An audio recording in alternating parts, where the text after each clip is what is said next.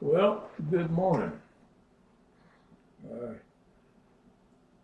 don't really have a title for what I'll be talking about this morning.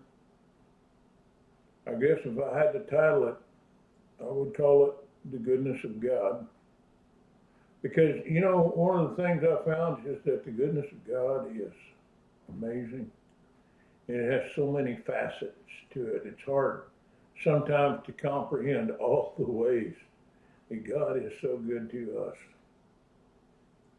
And, I know sometimes when we're going through a hard spot, we don't know what to do.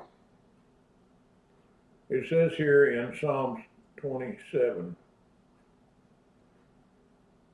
in verse 13, it says, I had fainted unless I had believed to see the goodness of the Lord in the land of the living. Wait on the Lord, be of good courage, and he will strengthen your heart. Wait, I say, on the Lord. One of the things that I think is the hardest thing to do for Americans is to just wait on the Lord. It really is because we want to be going and we want to be doing and we want to be active and we want to be busy. But sometimes, folks, we have to just sit down, get off by ourselves, and just wait on the Lord. And I also know in Isaiah it says, "They that wait upon the Lord will renew their strength. They'll mount up with wings as eagles. They'll run and not be weary, and they'll walk and not faint." But we think of that word wait as being still and stopping, but the word wait actually is the one in Isaiah. The literal translation of that means to wait, as in waiting on tables. So we're actually waiting, but we are serving the Lord in our waiting. Okay? We're doing what He requires of us. We're doing what He wants because He wants to draw us closer to Him. My question is, will we draw closer? Are we willing to just put everything else aside, give Him first priority, and wait on Him? You can wait on God even while you're working. I've done it many, many times. You can wait on God when you're worshiping. You can wait on God when you're ministering or when you're being ministered to. You can wait on the Lord. But you must give Him first priority. You must be still and you must listen. You must listen. Okay? In 1 Kings chapter 3, 2 Kings chapter 3, there were three kings,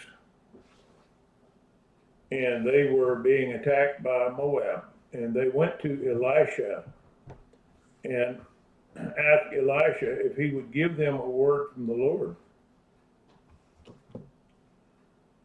And he said, "Bring me a minstrel." And when the minstrel came and began to play, then the word of the Lord came to Elisha.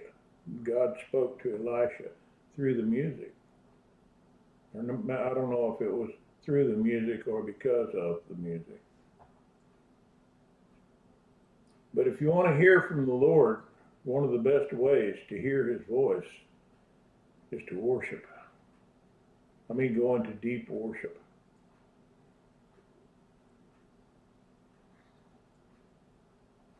Another way is to read the Word.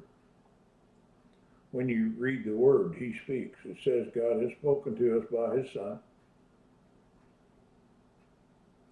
And His Son is manifested in the Word. So if you're going to read the Word to seek the Lord, you'll find Him. Another thing is in Revelation chapter 2 and Revelation chapter 3, the last verse of chapter 2 and the last verse of chapter 3, Jesus says the same thing. He that has an ear to hear, let him hear. And whenever he's addressing the seven churches in chapters 2 and 3, he says repeatedly, let him that has an ear, let him hear what the Spirit is saying to the churches. So if you're not hearing from God, maybe what you need is an ear to hear. And can I tell you what I've learned about that? You can pray and ask God to give you an ear to hear His Spirit, and He will answer that prayer. I will guarantee it. It may not happen right away, and it may happen in ways you not really hadn't been expecting. One of the ways that He speaks to me is through this. It's kind of an inner prompting. I get this thing like, I really need to go to this place, or I need to go see that person, or I need to talk to this individual. I really need to study the book of Joel, or I need to spend more time in prayer. And so I do, and that's the Holy Spirit prompting me to do these things. And that's part of how you develop that ear to hear. Okay?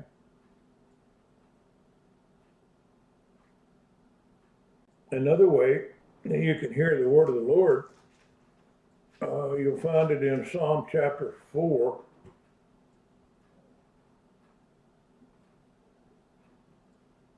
And it says here in verse 3, it says, but know that the Lord has set apart him that is godly for himself. Now that's a tremendous promise right there.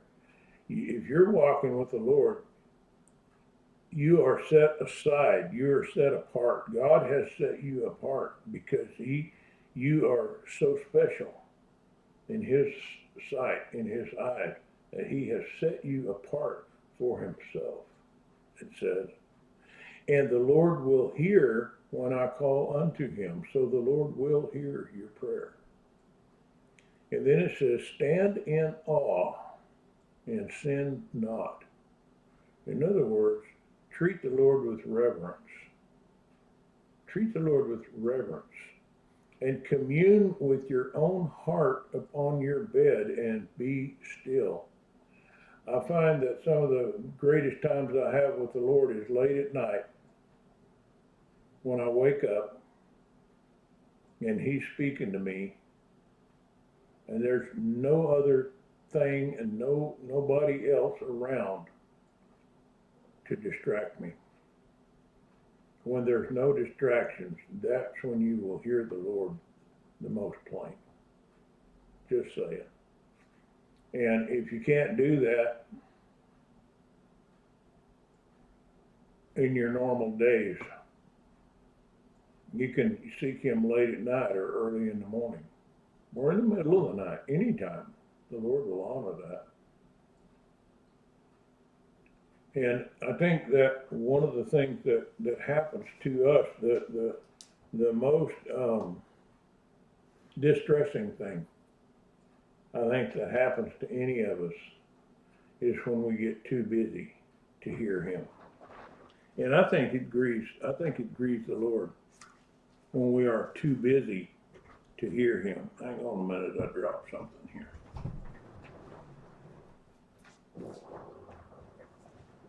Okay, I'm back. I would recommend that if you're not hearing from the Lord, meditate on the Psalms. I just give you a couple. Psalm 32, verse 7. You are my hiding place. You shall preserve me from trouble. You shall compass me about with songs of deliverance. And then here is a promise to you from the Lord in verse 8. I will instruct you and teach you in the way which you shall go. I will guide you with my eye. Okay? That's a promise from the Lord. He said he'll instruct you. He'll teach you. He'll show you the way. And he'll help you to get there because he said, I will guide you with my eye. I tell you what, that's not a figurative thing, folks. I have lived that in my life. I can tell you for a fact that this is literally true.